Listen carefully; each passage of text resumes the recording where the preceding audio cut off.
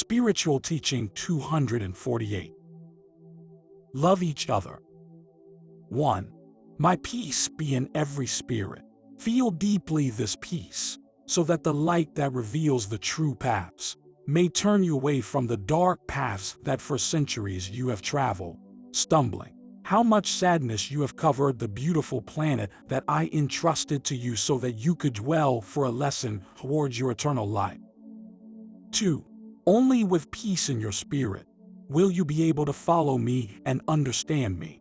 This lesson that I give you is for strong spirits, for temperate men in pain and in love, so that these later shine before humanity as examples. 3. If you think about the example of Jesus, you will benefit more from my lessons. But if you persist in eating the better fruits that humanity cultivates, you will understand little or nothing of my doctrine. There are many dangerous fruits, so treacherous, because they offer sweetness on the outside and hide the poison inside. 4. I tell you again, calm your spirit, momentarily forgetting your problems, thinking of all humanity, since the world lives a time of restitution. 5. You are like bushes, which sometimes have branches so dry and diseased that they need the painful cut of the prune to ward off your ills and make you regain health. The doctor, when pulling from the human tree the diseased branches that eat away a member of his body, groans, trembles and cowers, even knowing that it is to remove from him what is sick, what is dead, and threatens what can still live. Rose bushes also, when they suffer the pruning cut, pour their sap as tears of pain, but later they will be covered with more beautiful flowers. My justice, my love, in an infinitely superior way, cuts the evil in the hearts of my children, sometimes sacrificing myself in them. When men crucified me, I covered my executioners with my sweetness and my forgiveness and gave them light. In my words and in my silences I filled them with light. I defended them and I saved them. So I cut the evil, stopping it with my love, and defending and saving the wrongdoer. Those pardons were, are still, and will be eternally a picture of redemption. 6. Today, as yesterday, I come to lift you up in your falls, to interpose myself in your loss. See how you have nothing to fear from me. Fear from yourselves. 7. I always show my children the easy, beautiful, and safe way. I avoid long, heavy, and bitter walks that you create with your works. If you get lost or you are lazy, and you delay your arrival on the path of light, it is because you are obstinate in it. 8.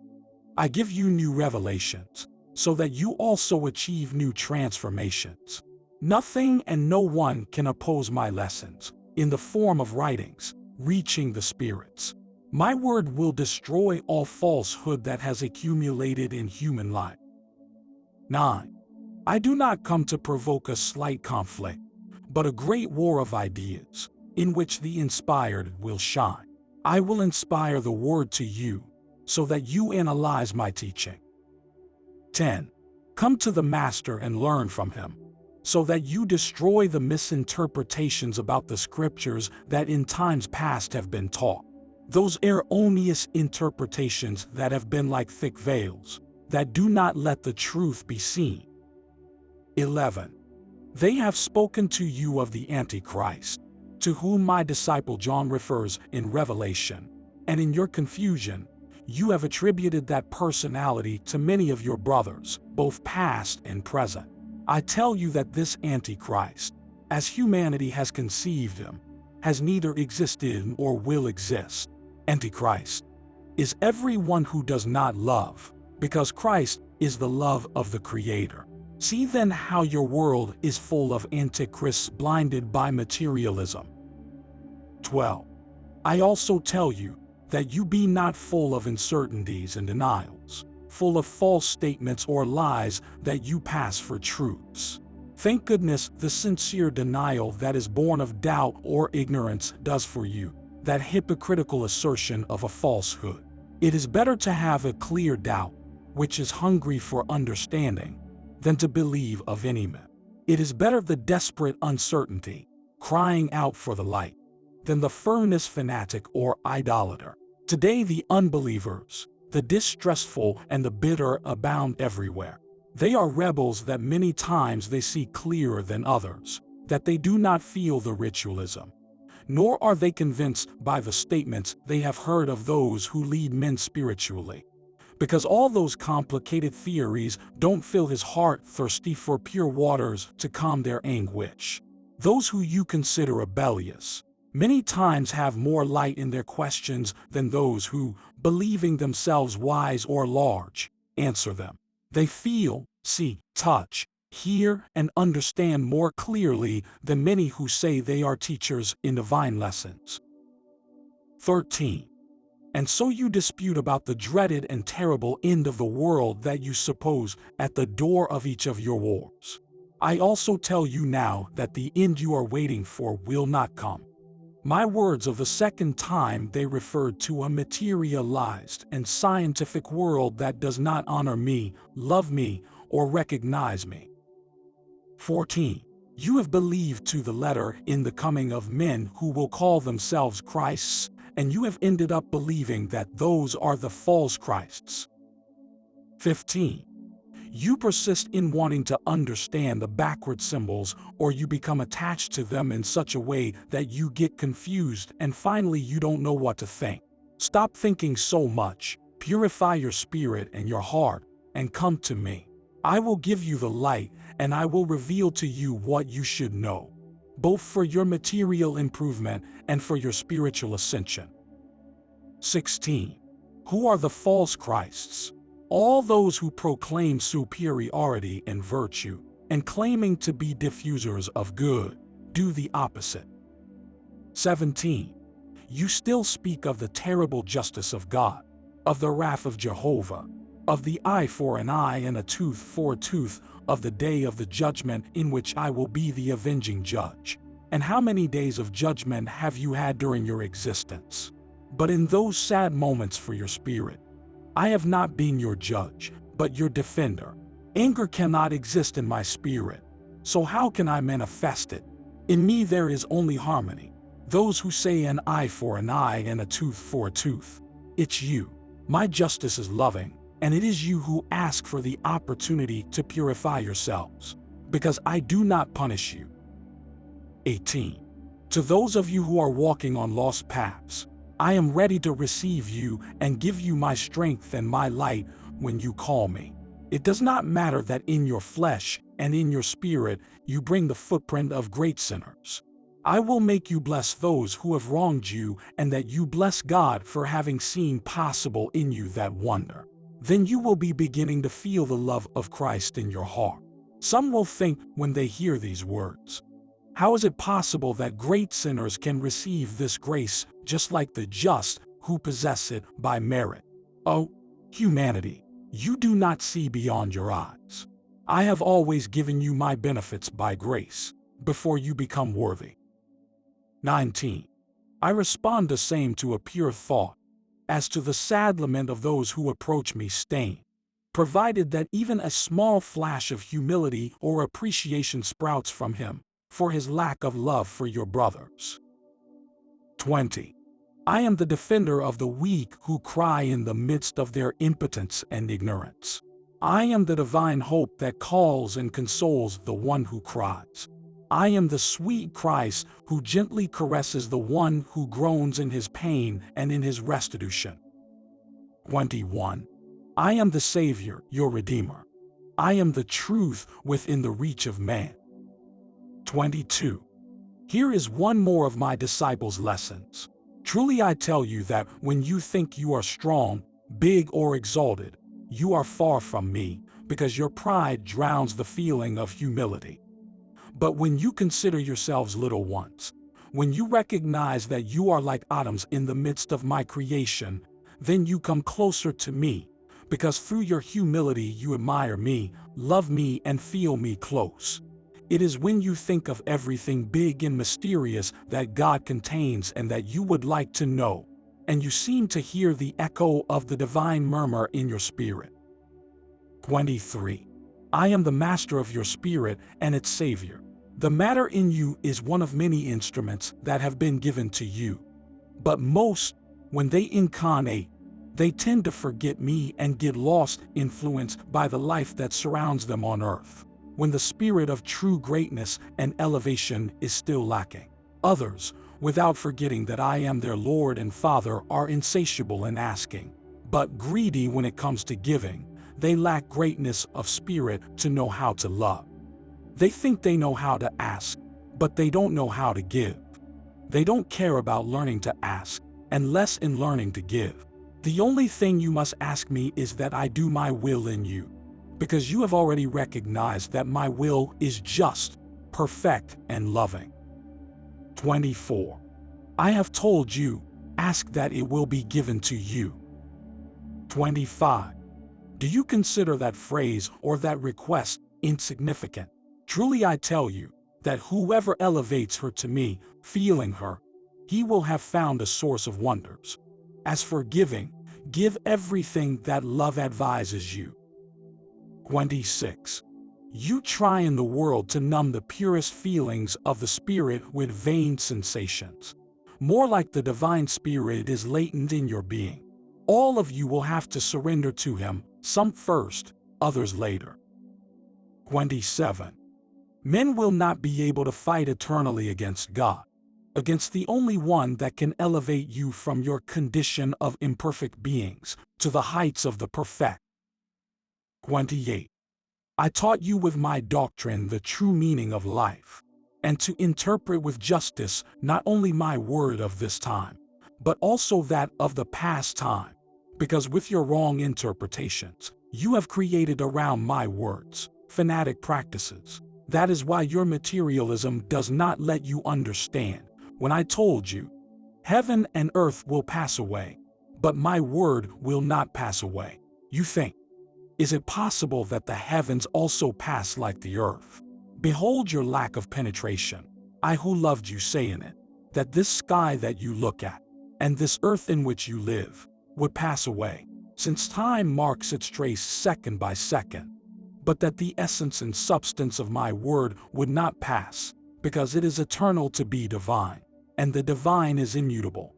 Your earth and your sky are transformed and pass insensibly for men, while my love remains unchanged.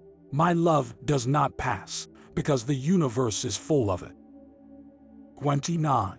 Christ came to teach you love, not to satisfy your vain curiosities, but how few know how to love in his name.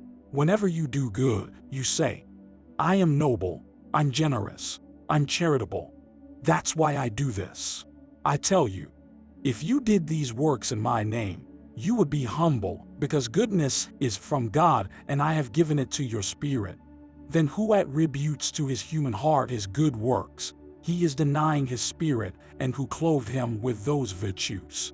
But when you do wrong, you wash your hands like Pilate, and you attribute that fact to the Father, saying, it was the will of God. It was written. God wanted it. It is destiny. 30. You say that nothing happens without the will of God to apologize for your mistakes. But in truth I tell you that you are wrong, because yes, your mistakes, your little things pass without the will of God. See how the Almighty never imposes himself on you by force, by his power. You do that with your weaker brothers. Truly I tell you, the evil, the impurity, the lack of harmony are yours. Love, patience, serenity are from God. When you love, it is the Creator of your spirit who is inspiring you. Whereas when you hate, it is you, it is your weakness that drives you and loses you. 31. Whenever something bad happens in your life, be sure that it is your doing, but then you ask, why does God allow it? That he will not suffer for our sins. Won't you cry when you see us cry? Would it be difficult for you to avoid these faults? And I tell you, as long as you do not love, God will be something for you that you cannot understand, because the magnanimity of your Creator is above your understanding. 32. Become strong, great, wise, learn to love. When you love, You will not have the childish tendency to want to analyze God, because then you will look at Him and feel Him, and that will be enough for you. 33. My love comes to answer you those questions that you sometimes ask yourself in your pain. I only allow you get to know the taste of the fruit you have grown, so that you feel something of what you have made to feel. I also tell you that when you fill your chalice, while it is within my reach to avoid the pain, I let Him instill death in you, because your spirit is higher than all those little sensations that through matter they know. 34. This is why Jesus came among men, to teach you how high spirits should receive the lashes, injuries and thorns, so that if they crucify you, you will have the courage to be in front of the executioner or in front of the slanderer, loving him and blessing him. 35. This is how you should leave the world and the body. 36. But today I welcome you in this dawn of grace, in which my word returns to you through human understanding. 37. You are preparing humanity to commemorate the birth of Jesus. 38. Christmas party of joy and evocation. 39. For the rich and powerful, it means worldly satisfactions and pleasures. For those who are an imitation of Jesus, who had neither a bed nor a home the night He was born, it is a feast of deprivation, but with spiritual joy. 40. Christian humanity, who are preparing to decorate your altars and prepare your feasts. Truly I say that your heart is empty.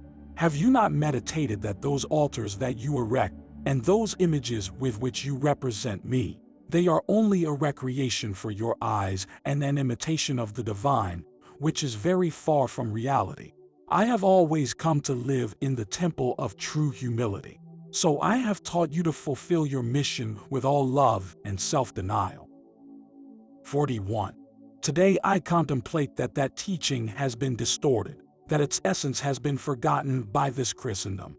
For those who destroy homes call themselves Christians. Those who display greatness and power and those who promote wars also call themselves Christians. But not everyone will follow that example and that path, because many will awaken, recognizing that the greatness of the Spirit is in the essence of the heart, where the pure feelings that God inspires in man nest. 42. About 2,000 years ago I came into the world as a man. If I remind you, it is so that you can see how far you are from fulfilling my teaching. My perfect example began from the moment of my birth, continued throughout my childhood and my youth, until the last breath on the cross of martyrdom. That story, written in my blood, is the book of life and the principle of human redemption. 43. I came to dwell among men to make them understand that the Father's love for them is so great, that I came to limit myself to live humanly with you. Far from all this, from the concept that of the divinity they had the princes, who exercised the law that Moses left them. How could they conceive the Son of God in poverty, since they lived in opulence? How were they to bow down to Jesus, the carpenter's son, if they feel privilege? My doctrine of love and meekness was not understood by them. My crib was so humble, that of those no one approached, not even to give me a caress or a look.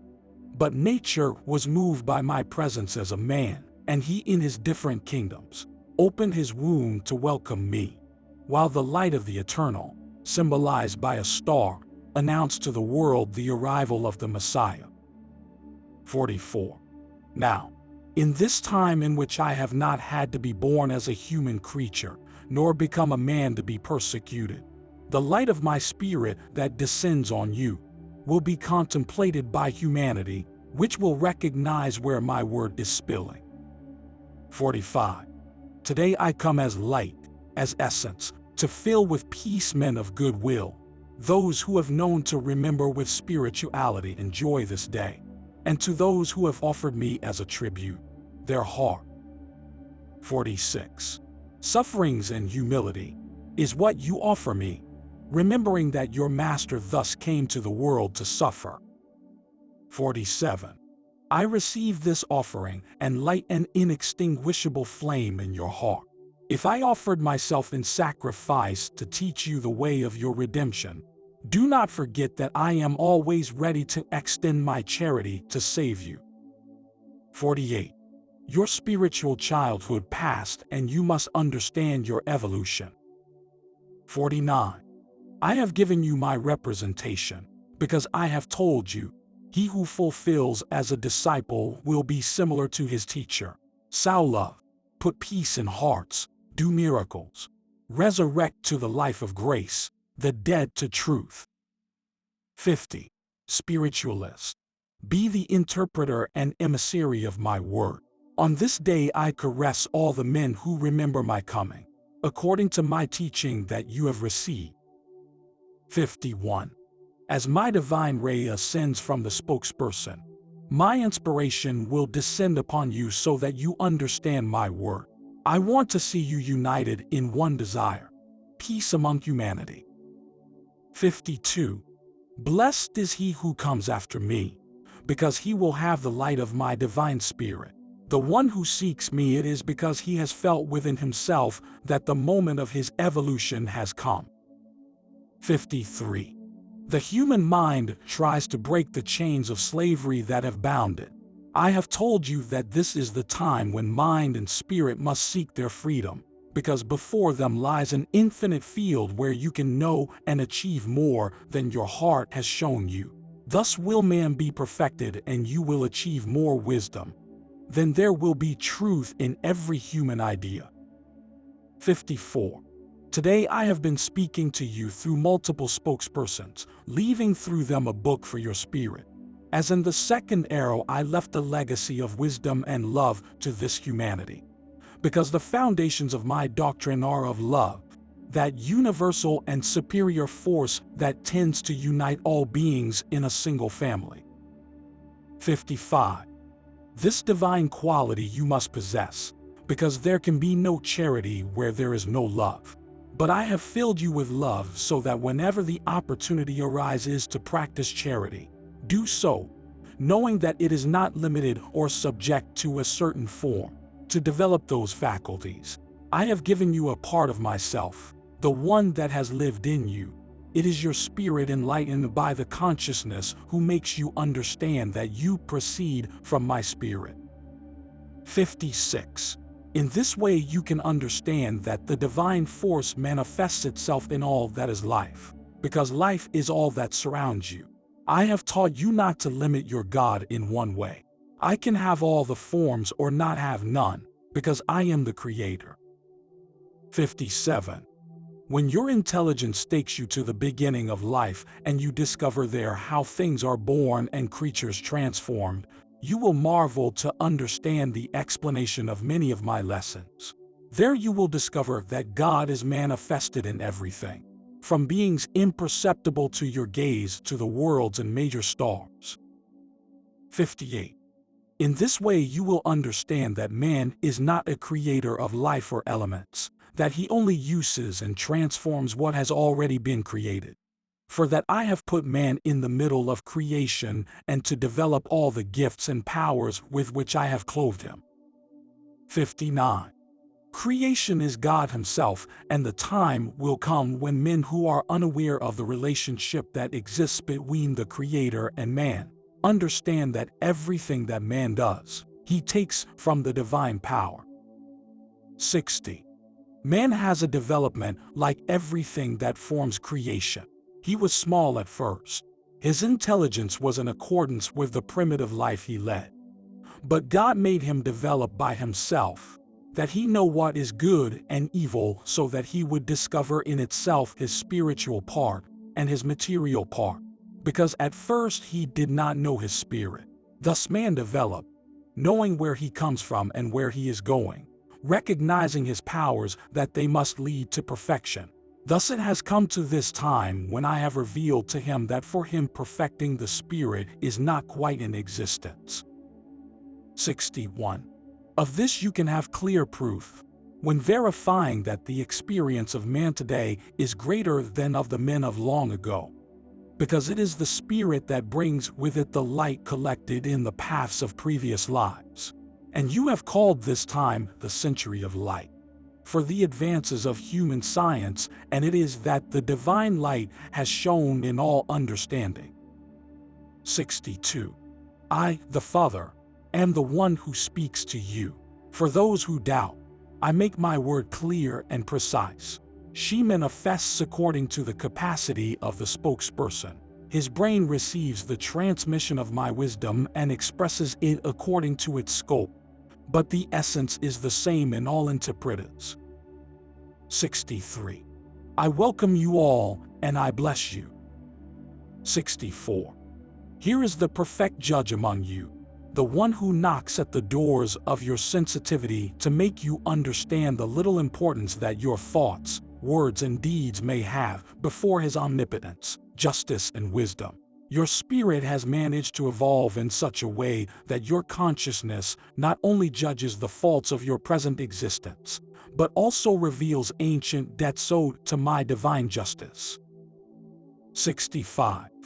When your senses have reached a greater spirituality, the memory of your past and the intuition will be clear in you. Now it is only a vague feeling that you have about all this, but that nevertheless helps you to carry your cross with resignation and conformity, with the certainty that in this way your spirit is cleansed and saved. 66. Those who yesterday made fun of Jesus by looking at him panting with the cross on the shoulders are those who now have meekly taken his cross to raise the slope. Those who at that time cried out, "Crucify him," have now consecrated themselves to serving me and love me. 67. Those screams pierce my heart. Those hatreds and blasphemies hurt me, but I did not kill them. I forgave and gave them new life, because they didn't know what they were doing. 68. Spiritually, I am still nailed to the cross. Although materially you have detached my body from the tree, still my side pours blood and water, and all the wounds are fresh, because you still do not love one another, because there are still hatreds and wars. 69. Truly I tell you, prepare yourselves so that you can clearly hear the voice of consciousness, and so that the eyes of your spirit may contemplate the truth of all that I have told you. My peace be with you.